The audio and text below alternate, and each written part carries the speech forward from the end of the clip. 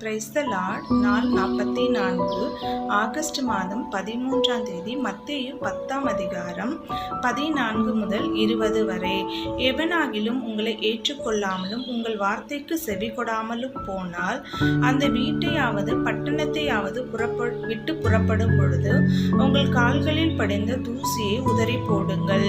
நியாய தீர்ப்பு நாளில் அந்த பட்டணத்திற்கு நேரிடுவதை பார்க்கிலும் சோதோம் குமரா பட்டணத்திற்கு நேரிடுவது லகுவாய் இருக்கும் என்று மெய்யாகவே உங்களுக்கு சொல்கிறேன். ஆடுகளை ஓநாய்களுக்குள்ளே அனுப்புகிறது போல இதோ உங்களை அனுப்புகிறேன்.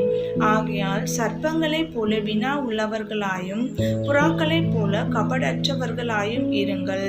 மனுஷரை குறித்து எச்சரிக்கையாய் இருங்கள்.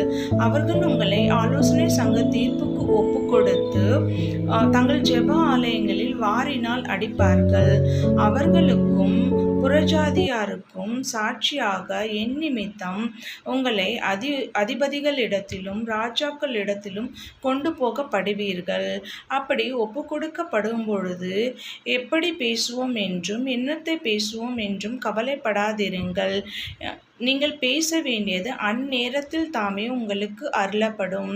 பேசுகிறவர்கள் நீங்கள் அல்ல, பிதாவின் ஆவியானவரே உங்களிலிருந்து பேசுவார். ஆமேன்.